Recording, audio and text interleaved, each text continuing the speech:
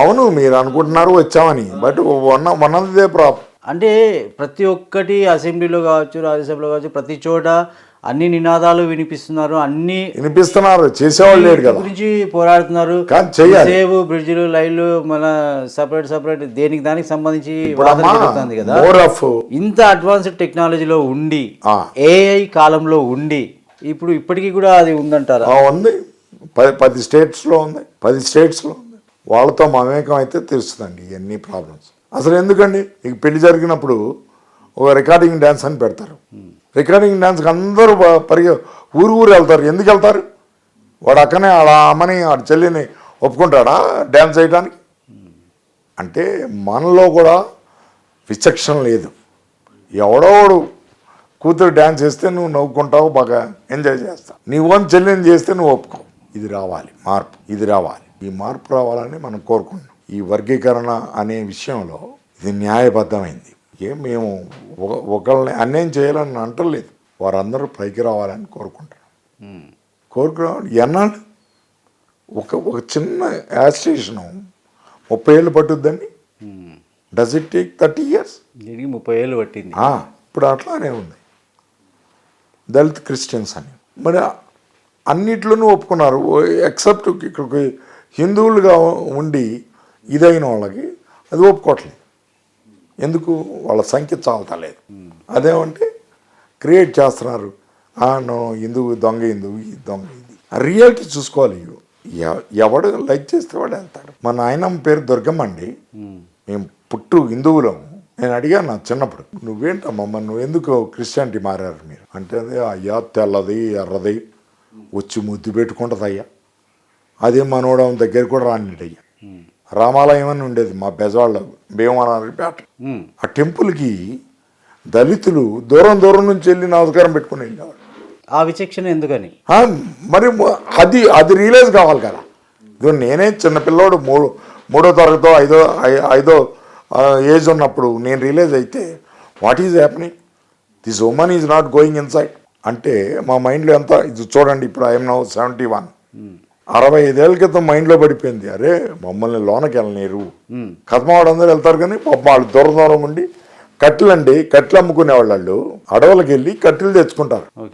ఆ కట్టెలు తెచ్చుకునేవాళ్ళు పాపం దూరం ఉండి ఇట్లా నమస్కారం పెట్టి వెళ్ళాం. ఎంత బాధ అనిపిస్తుంది. ఇదిగో అప్పటికిప్పటికి మీరు మాట్లాడుతున్నారు కదా, డిఫరెన్స్ ఏంటంటే కొంత మారింది కానీ సాఫ్ట్గా మారింది. నేను 79లో ఇంటర్వ్యూకి వెళ్తున్నా. మా ఇన్సూరెన్స్లో బాస్ ఉండేవాడు, రీజనల్ మేనేజర్. ఆయన ఇంటికి వెళ్ళాను, with your blessings I'm going to IAS interview sir, bless me అని అంటే అట్లా చూసి వెళ్ళిపోయాడు ఆయన. హాఫ్ అన్ అవర్ వెయిట్ చేసి ఆయన ఇంటి ఎదురు వాడు బయటికి రావట్లేదు. అంటే అంత పగతో ఉన్నాడు ఆయన. నేను కూడా ఐఏఎస్ అవటం ఏంటని, నీకు తోటి ఇండియనే నీకు అవడానికి ఇష్టం లేకపోతే ఇంకెవడు కావాలి? మీరే కావాలా? నేను 24 hours journey in meter gauge, Palanpur, Jaipur, బోల్ ఢిల్లీ ట్రావెల్ మొత్తం ఆడేకి నింపుకొచ్చాడు. వస్తే నేను అనుకునేవాడిని ఎస్ మళ్ళీ కొట్టుకొని yes it is his duty, is an obstacle, I had to prepare myself. ఇవన్నీ దాటాలి నేను. మరి చూసుకో, 40 ఏళ్ల తర్వాత నా సర్వీస్ అయిపోయి 40 ఏళ్ల తర్వాత కూడా ఇవి ఉన్నాయంటే ఇవన్నీ మాకు జరిగినాయి. ఈ వర్గీకరణ గురించి మాల సామాజిక వర్గం మాత్రమే మాట్లాడుతుంది సార్. ఏపీ మొత్తం అక్కడక్కడ మీటింగ్స్ కూడా చేస్తున్నారు. వాళ్ళకొక్కటే ఎందుకు ఇది చేస్తున్నారు? వాళ్ళకేదో దే ఆర్ లూజింగ్ అని, అంతకన్నా ఏం లేదు. మేమమ్మ వాళ్ళ గురించి మేము మాట్లాడేది ఏం లేదు. మేము కావాలనుకున్నది ఇది, మేము సక్సెస్ అయ్యాం, that's all. After 30 years, it took 30 years. దీనికి చాలామంది మరి సాక్రిఫైస్ చేశారు. పొన్నాల సురేంద్ర ఉన్నాడు, పాపం ఇమేజ్ హాస్పిటల్లో ఉన్నాడు. నేను మా కొలీగ్ ఒక ఆయన కలిసి వెళ్ళాం హాస్పిటల్కి. వెళ్తే నమస్కారం పెట్టాడు. పాపం డాక్టర్ చెప్పాడు ఇంకో 10-15 నిమిషాల్లో చనిపోతాడు. అన్న మీ 8 లక్షలు రైజ్ చేసాం, 3 చనిపోయిన వాళ్ళకి 2 లక్షల చొప్పున 6 లక్షలు ఇచ్చాం, మిగిలిన 2 లక్షలని ఇంజురీ అయిన వాళ్ళకి ఇచ్చాం. పొన్నాల సురేంద్ర సిస్టర్ ఒక అమ్మాయి వివేకానంద కాలేజీలో చదివితే ఆమెకి 4 సెమిస్టర్లు ఫీజు కట్టాం. ఆ ప్రిన్సిపల్ అంది ఈయనెవరు ఇట్లా కడుతున్నాడు అని అంటే మా ఇన్స్పెక్టర్ చెప్పాడు, నేను ఇట్లా పేదలకు సాయం చేస్తుంటాడు. ఆయన పుణ్యమంతా ఆయనదేనా, మేము కూడా చేస్తామని 35,000 20,000 తగ్గించాను. సార్ ఇప్పుడు ఇంకొక అమ్మాయి ఇంకొక అమ్మాయి మ్యారేజ్ అయితే 25,000 రూపాయలు ఇచ్చాం. సార్ మీరైతే సర్వీస్ చేస్తున్నారు, అందరికీ సాయం చేస్తున్నారు, బాగుంది.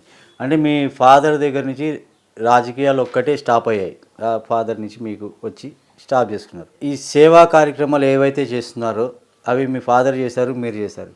ఇప్పుడు ఈ తరంలో మీ పిల్లలు కూడా అదే చేస్తున్నారు అంటారా? మా పిల్లలు సాఫ్ట్వేర్ ఇంజనీర్స్ ఉన్నారు, వాళ్ళు సహకరిస్తున్నారు మాకు. మా చేస్తున్న దానికి మా పిల్లలు ఏం అబ్జెక్షన్ రావట్లేదు. ఇక్కడ లేరా సార్ వాళ్ళు? ఒక ఆయన అమెరికాలో ఉంటాడు, ఒక ఆయన ఇక్కడే ఉంటాడు. వాళ్ళు కూడా మీ కోవాలని అంటే కావాలంటే వాళ్ళు దేర్ నాట్ అబ్స్ట్రక్టింగ్ అస్, మీకు సపోర్ట్గా చేస్తున్నాం కాబట్టి వాళ్ళు సహకరిస్తారు. Okay sir. తర్వాత సార్ చెప్పండి. ఈ అమరవీరుల్లో దామోదర్ అని ఆటో రిక్షా డ్రైవర్ చనిపోయాడు.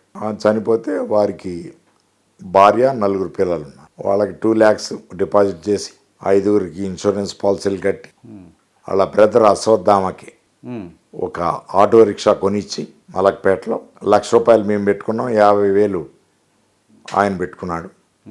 తర్వాత నేను సర్వీస్లో ఉన్నంతకాలం 4 నెలలకి చొప్పున 20,000 చొప్పున 12,000 స్కూల్ పిల్లలకి ఫీజు. సార్ మీ సర్వీస్ అన్ని చూసాం, మీ బుక్లో చూసాం, మీ పేపర్లో చూసాం, మీరు ఇచ్చింది మొత్తం అంతా ఎన్ని లక్షలు ఇచ్చారు, ఎంత చేశారు అనేది చూసాం. ఇప్పుడు మీకు ఏదైనా రాజకీయ నాయకులు అంటే ఏదైనా రాజకీయ పార్టీ నుండి పిలుపు వస్తే వెళ్తారా వెళ్ళరా? అంటే మనీ కాకుండా ఉంటే వెళ్తానండి. మనీ కాకుండా, మనీ లేకుంటే ఎక్కడ ఏం జరగడం లేదు సార్. ఇప్పుడు ఒక కార్పొరేటర్ కూడా గెలవడం లేదు, ఒక సర్పంచ్, ఒక వార్డు మెంబర్ కూడా గెలవడం లేదు. మనం దానికి మనం ఏం చేయగలం, మనం వద్దు కూడా. మనీ కాకుండా అయితే ఐఎమ్ ప్రిపేర్డ్. అంటే ఇట్లా సేవా సర్వీసు, సేవా గుణం ఉన్నది ఈ పవన్ కళ్యాణ్ గారికి బాగా ఇష్టం ఇలాంటివన్నీ.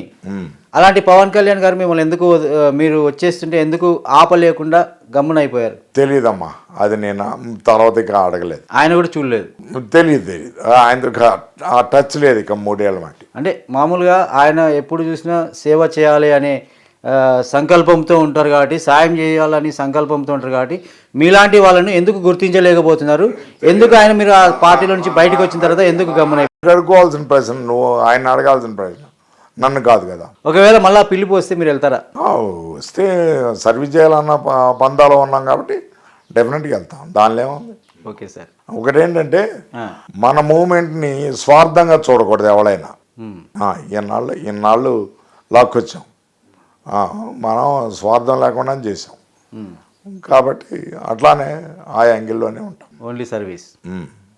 Okay sir. ఇంకా మీరు చాలా మందికి, చాలా నిరుపేదలకి, దళితులకి, బీసీ సామాజిక వర్గానికి, అన్ని సామాజిక వర్గాలకి, ఇరుకుల్లో ఉన్న వాళ్ళకి, ఇబ్బందుల్లో ఉన్న వాళ్ళకి, చదవలేని వాళ్ళకి అందరికీ ఇలాగే మీ సాయం కొనసాగాలని మనస్ఫూర్తిగా మా సిగ్నేచర్ స్టూడియోస్ నుంచి కోరుకుంటున్నాం సార్. Thank you.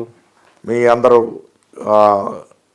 మీ కెమెరామెన్లు ఇద్దరికి, మీకు విజయ్ కుమార్ గారికి మీరు టైం వెచ్చించి, యాక్చువల్గా ఏంటంటే ఉన్న మాట ఒక మాట చెప్తాను, ఎవళ్ళు కూడా రాని ప్రదేశాలకు మీరు వస్తాను, అందుకు సంతోషపడాలి. ఎందుకనంటే ఇటువంటి చేస్తున్న విషయాలు జనాలు చెబుదామని తపన లేకపోతే రారు. మాకు అనిపించింది, మేము ఎన్నేళ్ళు బట్టి లాస్ట్ 30 years నుంచి ఎంతోమంది సాయం చేస్తాం. But how many people have come to notice this and broadcast and tell the public. కాబట్టి మిమ్మల్ని కాంప్లిమెంట్ చేస్తున్నాం.